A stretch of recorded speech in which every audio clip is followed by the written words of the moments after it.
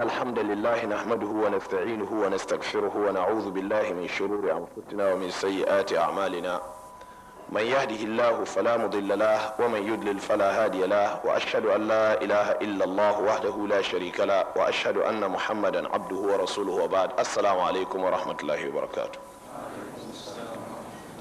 godiya ta tabbata ga Allah, muna gode mishi, muna roƙon Allah ya taimake mu, Allah ya tsare mu daga sharrorin kawunan mu da miyagun ayyukan mu. Wanda Allah ya shiryar babu mai batar da shi, kuma wanda ya bata babu mai shiryar da shi. Ina shaida babu abun bautawa da gaskiya sai Allah shi kadai, ba shi da abokin tarayya, kuma lallai annabin mu Muhammad sallallahu alaihi wa alihi wa sallama bawan Allah ne ko manzon Allah ne. Allah ya daɗin tsira gare shi da mutan gidan shi da sahabban shi da waɗanda suka zo bayan su da kyautatawa har zuwa tashin alkiyama. Yan uwana musulmi maza da mata, yara da manya, waɗanda ke kallon mu da sauraron mu a nan kurkusa da kuma waɗanda za su kalle mu ko su saurare mu ta hanyoyin yada bayanai na zamani. Yanzu da muke magana karfe 7:22 na daren litinin, daidai da 17 ga watan Jumadar Saniya, hijira annabi sallallahu alaihi wa alihi wasallam na da shekara 1428, daidai da 1 ga watan Julai shekara ta 2007. Ga mu zaune a masallacin juma'a na farko na garin Muciya da aka fi sani da Aljami'u Salafi ko kuma masallacin Albani.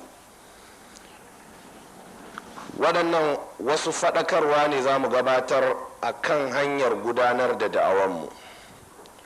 Wato da'awa ce wadda aka fi shekara 20 ana yin ta, kuma da'awar ta tsiro ne a cikin wannan masallaci da izinin Allah. Kuma ni dinnan da ke magana, Muhammad Awwal Adam Abu Abdurrahman Al-Albani Zaria, ni ne na ainihin fara wannan da'awa a wannan masallaci ta Alƙur'ani da Sunna a bisa fahimtar 'yan mazan jiya mutanen kirki. Wannan da'awar a yadda muka fara ta shine a yadda malaman farko suke fara da'awa, a kuma yadda suke gudanar da da'awa shine a karantar da mutane addinin musulunci wanda ya shafi alkur'ani da hadisi, abin da ya shafi aƙida da tarbiyya da ladubba, abin da yake da alaƙa da fiƙihu da larabci da tarihi da kuma al'amuran da za su gyara ainihin shige da ficen rayuwar mutum musulmi. A haka muke ainihin gudanar da wannan da'awa har zuwa yanzu da kake saurare na. To amma akwai wasu mas'aloli waɗanda mun sha yi wa jama'a bayanai akan game da kaza, to ga abin da muka tsara wa kanmu, game da kaza ga mafitar mu, game da kaza ga yadda za a yi mu'amala da mu. Jama'a sukan saba waɗannan abubuwan ko a bisa sani da nufin cewa ai malam wane ba haka yake ba, don haka dan menene shi Albani zai ce haka zai yi, ai shi waye shi bai isa ba, don haka yadda muke so haka za mu je mishi da wannan matsalar, ba ruwanmu da ya ce bai son kaza, dole ne yadda muka zo haka zai yi. In ya ƙi to sai a koma ana zargi akan haka. Kasantuwar da muka shawo doguwar tafiya a cikin wannan da'awar, sai ni da nake yin da'awar sai na ga ina da buƙatar in tsayar da da'awar cik, saboda larurar zan tafi ƙaro wani ilimi wanda nake buƙatar shi, kuma ya saba da yanayin da na saba neman ilimi. Shine a yanayin da na saba neman ilimi ina karantarwa, ina karatu, kuma ni ba ni da siyasar zan tafi karanta kaza sai na faɗa wa kowa a duniya, ko matata ko abokina ko aminin shaƙiƙina ko uwata ko ubana. Haka nake, na tashi zan tafi karatu ba na faɗa wa kowa, don ba na sa ran kowa zai min wani abu, kuma ba ni bukatar kowa ya sani, don babu alakar sai wani ya sani, balle in ta siyasar sanarwa da makamantan haka. Amma sai na bukatu akan zan tsaida da'awar cak, saboda ba a kusa ba ne, abin ba zai haɗu kamar yadda na saba yi gudu da susar ɗuwaiwai ba, ma'ana ba zai yiwu ina koyo ina koyarwa ba. Jama'ar musulmi, wannan shine uzurina a karan farko jama'a suka ji na tara su na yi musu sanarwa. don kasu ce haka siddan yana da'awar kuma ya daina. ina fatar mun gane. Na biyu kuma kasantuwar abun ba a kusa ba ne, don kada jama'a su nemi ɗora min wasu nauyace-nauyace da suka saba ina iya ɗauka in ce ba zan iya ɗauka ba, su kasa gane dalili. To sai na fito ƙarara sai na yi bayani. Haka nake a har yanzu ina ganin wannan matakin da na ɗauka ya yi daidai, ban yi kuskure ba, tare da cewa a nan ma an ta ƙoƙarin cuso min da wasu nauyace-nauyace bayan na yi bayanin cewa ba zan iya ɗaukar nauyin komai ba har sai na kammala makaranta. Amma kuma ana ganin cewa a dole ne in ɗauki wannan nauyi, to in na ki ɗauka sai a koma ana surutan da aka gudata, shi yasa aka yi bayanin uzurin tun farko. To da na dawo makaranta sai ne sanarwa, to yanzu da'awa ta dawo a zo a ci gaba. Amma kuma fa yanzu ne da'awar ta dawo a yadda nake son ta gudana. Don haka wanda duk yake son zai mu'amala da ni a matsayina na mai da'awa ko mai wa'azi ko mai karantarwa ko a matsayina na albani na zaria, to yana buƙatar ya zo ya saurari waɗannan bayanan da zan yi a yau insha Allahu ta'ala idan a kusa yake. Idan baya kusa yana buƙatar ya samu waɗannan jeren giyar kasusuwa ko kuma wannan kaset don ta yiwu abin zai yi tsawo, abin kuma ta yiwu ya taƙaitu. Ya saurara, kuma abin duk da ya ji yana da matukar muhimmanci ya amince akan haka, ya yadda akan haka, kada ya tunanin shi wane ne zai iya sabawa, kowane ne shi a duniya. Kada kuma ya tunanin cewa saboda shi yana da wani uzuri yana ganin cewa za a iya saba wannan abin. Iyakacin abin da ya ji din nan ya tsaya akan shi, kawai ya dogara ga Allah. Waɗannan abubuwan da zan faɗi ba duka ne matsalolin a nan a gabana ba, na dubi mafi muhimmancin da ake samun rashin fahimta ne. To tsoron ka a samu tufka da warwara, muna cewa mutane muna kira zuwa ga alkur'ani da sunna, sai kuma su abin da suka fahimta shine alkur'ani da sunnar, sai su ga kuma ba haka tattare da mu ba, to sai su ga tufka da warwara. Gwamma mu rinka bayyana musu ga ma'ana alkur'ani da sunna din, ga kuma irin yadda za mu yi wajen mu'amalantar da gudanar da ainihin da'awa din zuwa ga alkur'ani da sunna. Ma'anar wannan maganar ita ce, jama'ar musulmi, ko da na ce zan karantar, zan yi wa'azi kuma zan yi da'awa insha Allahu a bisa alkur'ani da sunna, sharaɗin shine zan yi da gwargwadon yadda zan iya ne, ba da gwargwadon yadda kai kowa ne yake fahimta ko kuma yake ganin dole in ɗauka ba. Don haka abin da na ce zan iya ɗauka shi zan yi, abin duk da na ce ba zan iya ɗauka ba, babu wani hali da za a ce a daure, ba zan daure ba. Ba don komai ba, saboda a cikin hadisin annabi sallallahu alaihi wa alihi wasallama yana cewa Allah maɗaukakin sarki baya gajiya da rubuta muku lada, sai dai ku gaji da ainihin yin ibada din. Don haka daga cikin ayyuka ku ɗauki waɗanda za ku iya. Don haka a cikin komai sai in ce to kaza ga abin da zan iya, kaza ga abin da zan iya. To wannan bayanan kamar yadda na faɗi a baya, kaga ashe ba bayanai ne da zan tsaya yau lissafa duk abubuwan da zan iya ba, amma na riga na gama bayyana su ɗaiɗewa a wasu wurare. To matsalolin da ake samu shine na tunanin cewa saboda ni ban sani ba, bari in zo malam yayi kaza. To in mutum ya zo, in aka zaunar da shi aka gaya mai, sai ce yana da wani sharhi da zai tsaya ya yi, shi fa abin da aka faɗa ɗin nan yanzu a rusa shi. To sai a ce a'a, to sai koma garinsu yana kunkunin cewa ya je an wulakanta shi, bayan an faɗa mai tun farko ga abin da za a iya game da kaza ɗin da ya zo.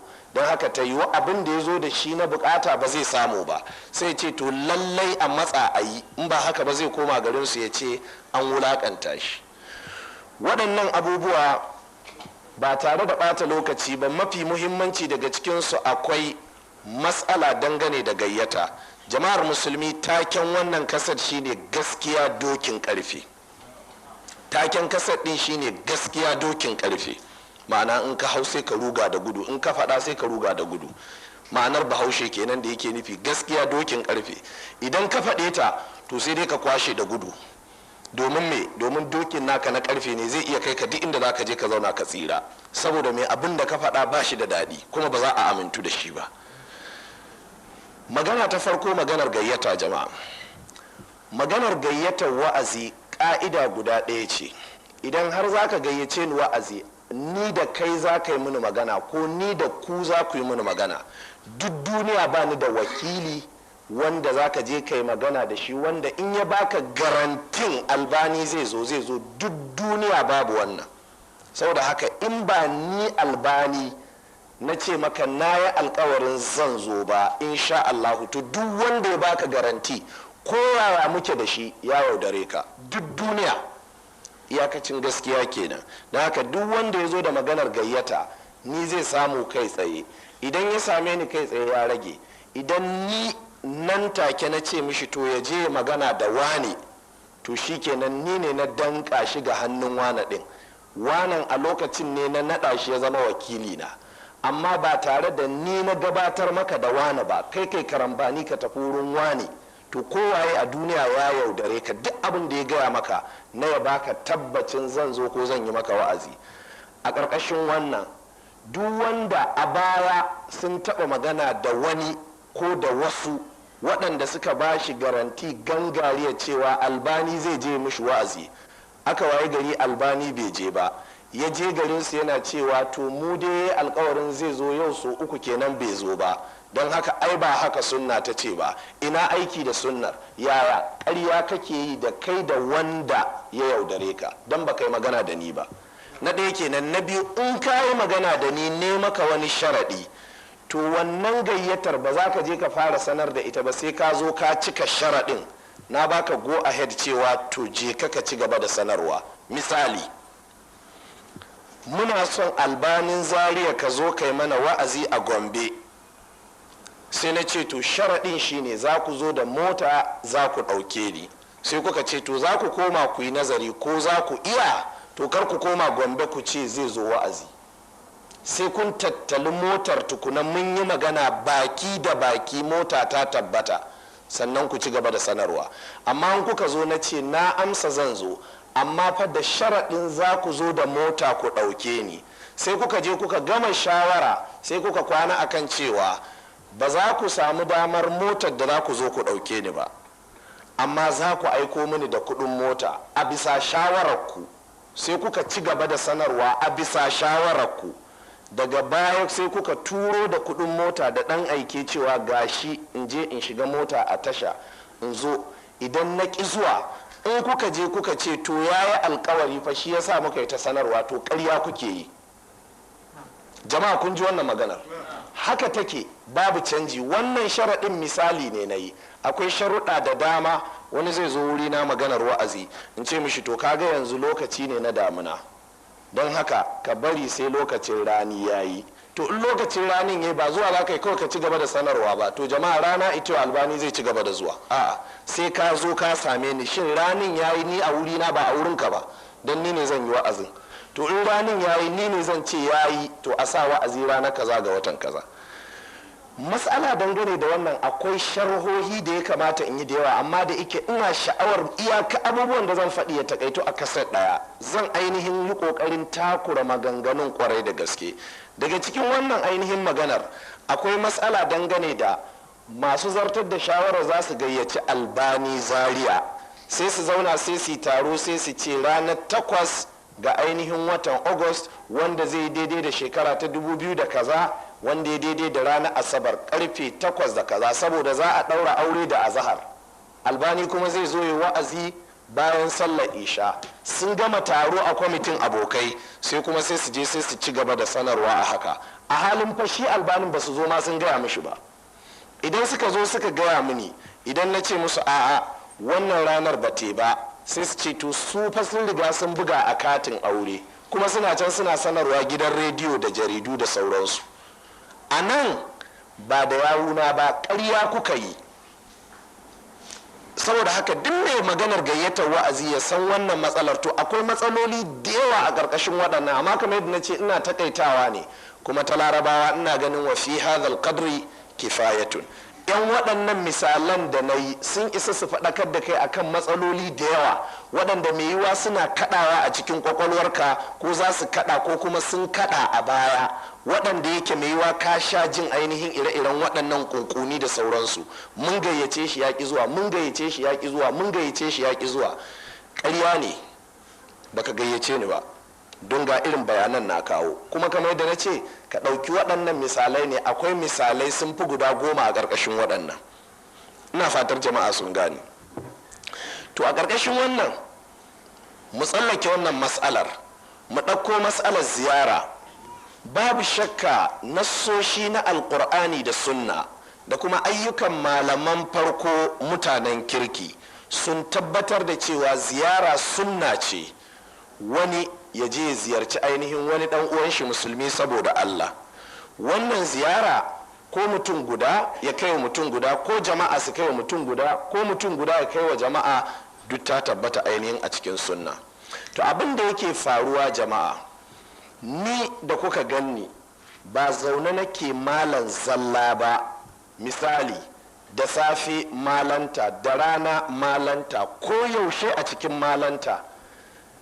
Za ka same ni wani lokacin ina karantarwa, za ka same ni wani lokacin ina wurin harkar sana'ata, za ka same ni wani lokacin ina rayuwa ta irin rayuwa ta kowane mutum al'adi. Zan zauna a gidana da iyalaina, muna hira ko muna shakata ko ina zaune ina hutawa a gidana. To a ka'idata, wanda duk zai ziyarce ni sai ya sanar da ni, waɗanda duk za su ziyarce ni sun sanar da ni, kuma sai in ni ne na ba su izini, ba wani ba, ban da wakili. Idan ka ziyarce ni ba tare da wannan ba, in ka zo sai in dan saurare ka minti 1-2 in yi maka bayani. Malam ban shirya karɓar ziyartar ka ba, saboda ka samu ina wasu ayyuka waɗanda ni dai tela ne, ni kuma ma'aikaci ne na harkar na'urar zamani, ita ce kwamfuta, ni kuma ma'aikaci ne na harkar bincike na ilmomin da Allah ya mini baiwa a kai, sannan kuma ni ɗan kasuwa ne. Ta iya yiwa daidai sadda ka zo wani ya bani ɗinki, na yi mishi alkawarin zai zo bayan azahar ya karɓa. To a yanzu ziyararka ta tsai da ɗinkin nan kenan, sai in tsai da ɗinkin sai in saurare ka. Bayan ka tafi wani ma zai sake zuwa, sai in tsayar shi ma in saurare shi. Bayan azahar an zo karɓar ɗinki sai kuma in ce ban yi ba. A lokacin kuma albanin nan ya zama mutumin banza kenan, an kawo mai ɗinki ana ganin yana da sunna kuma bai cika alkawari ba. To a irin wannan halin sai in ce to ka yi haƙuri, yanzu lokaci ne na sana'ata, ba zan iya sauraron ka ba. To kai sai ka ce ai tun daga Jalingo kake, ai tun daga Sokoto kake, ai tun daga Bunza kake, ai kana daga Maiduguri ne, ka taho daga Chadi ne, ko kuma ka taho daga South Africa ne. Sai in ce maka alagafarta malai, don Allah ka yi haƙuri. Sai in jawo kofar shagona sai rufe, sai in ci gaba da ɗinki, ko in ci gaba da aikin kwamfuta ta, ko in ci gaba da harkar nan ta bincike. Don me? don in cika wancan alkawarin. To kai yanzu ba za ka fahimta ba, ba za ka yadda da wannan uzurin ba, za ka koma garinku ka ce na ji wa'azin shi ya ce ziyara sunna ce, kuma na kama mai ziyara ya wulakanta ni. Kun fahimci wannan matsalar da kyau? To ita ma fakisu ala zalikum, ku yi ta kiyasi akan ainihin waɗannan ainihin kiyasa-kiyasan da ainihin na faɗi. Daga cikin dalilai da na faɗi akwai wani dalilin shine mutane da ke sauraron kasusuwa na daga nesa babu shakka sukan sha'awar su kawo mini ziyara. Wani lokacin sai su ci ko mota 2 ko mota 5 ko mota 10 sai su ce sun kawo mini ziyara. A tsakani da Allah ba ni da masaukin da zan zauna a duk duniya da mutum 30 ko mutum 40 ko 50 in zauna in saurare su, in ba in zo da su masallaci ba. In kuma na zo da su masallaci, wasu za su ga su ba a girmama su ba, suna son ne malam ya kai su wani mashin, wani hamshakin gida nashi. Ba ni da wannan, a gidan haya nake har yau da nake magana. Wannan ita ce gaskiya, ba tawali'u, gaskiyar kenan, ba tawali'u ba ce, ba rufa-rufa ba ce. Don kar wani ya je ce tawali'u ne fa, ba tawali'u ba ne, gaskiya ce. A ƙarƙashin wannan, wanda da ya kawo mini ziyara, ko da ya samu bani yin wani abu, zan duba in ina da yanayin in saurare shi, to kuma ina da wurin da zan iya zaunar da shi, ko ina da wurin da zan iya zaunar da su. Shin zuciyata ma ta natsu tukuna akan in karbi bakuncin shi da ziyarar shi? a ƙarƙashin wannan don Allah mutanen da ke sharo tafiya daga Nijar da waɗanda suke tahowa daga Kamaru da waɗanda suke tahowa daga South kaza daga waɗanda ke tahowa daga East kaza daga waɗanda ke tahowa daga Central Africa da waɗanda ke tahowa daga Maiduguri don Allah kowa ya zauna a garinsu kar ya kawo wa Albani ziyara saboda Albani bai shirya ɗaukar ziyarar ko da mutum ɗaya ba a duniya. Iyakacin gaskiya kenan. Mu tsallake wannan matsalar kaset. Ana kuka da ni akan cewa na hana kowa ya ɗauki karatu na in ina karantar da littafi ko ina yin tafsiri ko ina yin wa'azi. Wannan maganar gaskiya ce, amma kuma ya faru ne daga baya sakaci ya haifar da wannan. Abin da ya faru kuwa a da ba na shiga harkar rekodin ko kwaya ɗaya. Akwai masu zuwa su ɗauki karatun, amma ina zaunar da su ne musu sharaɗi. In zan fara karatun littafi sai in ce to ka fara zuwa da rediyo kana harkar rekodin da gaske kake? In ya ce sai in ce bari in fassara maka abin da nake nufi da gaske ne. Duk sanda za a yi karatu za ka zo da kaset sabo kar da za ka ɗauki master copy? Ya ce za ka zo da kaset wadatacce wanda idan za a yi karatun awa 3 ne kana da kaset? To za ka zo da safaya wanda in ana karatu wannan ya samu matsala za ka yi sauri ka cire shi ka sa sannan ka tabbatar mana da cewa wannan kwaya ɗaya da za ka ɗauka rak a matsayin master da za ka siyo shi naira 100 shi mt ɗin komai daren daɗewa in aka buƙace shi za a same shi a wurinka ba tare da ka ce ayya ka lura an daina buƙatar shi don haka master copy ma ka goge shi ka sayar ba. Za ka cika waɗannan sharuɗan? To za ka zo wurin karatu da wuri kafin in fara karatu kana wurin ka shirya kayan karatunka? Misali da can haka nake yi. To duk wanda ya kiyaye waɗannan sharuɗan to shikenan sai in bar shi ya ci gaba da ɗaukar karatu. To sai aka rinka samun matsala, sai an zo an yi yarjejeniya da mutum, in ya ji an fara karatun sai ji karatun ba irin wanda mutane suke son su sai kaset ba ne, sai janye jikin shi sai daina zuwa, sai ya zama yanzu ya ja mana matsala. Abin da muke bukata shine mu samar da kasusuwa cikakku na wannan littafin.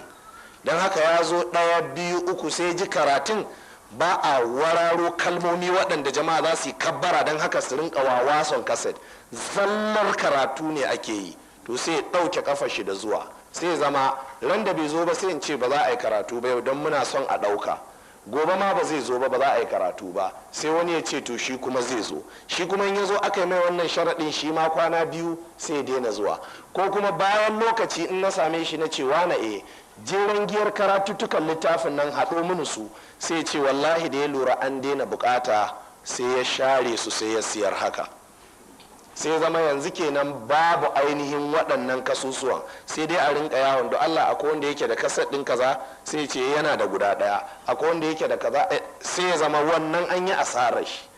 To sai na ce to zan ɗauki mataki dangane da rekodin na master copy, shine zan siyo rediyo in ajiye a gabana. Idan na siyo rediyon nan na ajiye a gabana zan rinka ɗauka, don haka duk tsawon shekarun da mai yiwa kai kake ji na ko kake kallo na, idan a video ne zaka ga gefe na hagu akwai ainihin rediyo ina yi ina ɗauka. Kyakkyawan misali shine karatun littafin ahkamul jana'iz kaset 111 ne, awa 111 dinni na ɗauke su da hannuna, ko kwaya ɗaya ba a samu kuskure ba, kuma ko kalma ɗaya ba na sakiya ta sullube, domin ina cikin magana na ji ya ƙare sai in tsaya, sai na danna ya ci gaba sannan sai in ci gaba da magana. Na haka muka ɗauke shi cif kaset 111 nan yau wajen shekara 10 da gamawa. In aka ɗauko shi aka sa sai ka ce yanzu ake, don ni na ɗauka da kyakkyawan kayan aiki, kuma waɗannan kasusuwan lokacin nan naira 35 nake siyan su, kuma har yanzu da na ajiye su ba ni da buƙatar talauci ya sa in ɗibo in take su in sayar don in samu kuɗin wata buƙata. Ni kenan da ba mai sana'ar kaset ba, balle mai sana'ar kaset ba zai iya haƙura da wannan kaset ƙwaya ɗaya ya bar shi har abada ya zama waƙafi ko kuma ya zama ya aje shi don documentation ko da bukata za ta kama, wanda wataran tabbas za a nemi waɗannan abubuwa, ko akan ana son a ji me muka faɗi na alheri, ko akan ana son a ji menene muka faɗi na sharri don a yi mana sharri, to ana so don haka sai a ajiye shi a samar da kyakkyawar adana, to sai zama ba zai iya ba. kaset ɗin littafin sifatus sala sai da muka karanta kaset guda 89 suna nan dindi, babu kwaya ɗaya da yake rawa, gaba ɗayan su kyawawan kasusuwa ne, awa ɗaya ne. kaset ɗin littafin asarimul battar kaset 88 ne, gaba ɗayan su babu wanda ya rawa ko kwaya ɗaya, awa ɗaya. waɗannan ka je ka ɗauki misali ne kawai na yi. to inda mun ba harkar a hannun wani da sai mun samu matsala. kyakkyawan misali shine a Kaduna da na baiwa wani harkar ya ɗauki karatun kaset ɗin sarumul battar da nake musu, na tsaya na ja kunnuwan shi da kyau.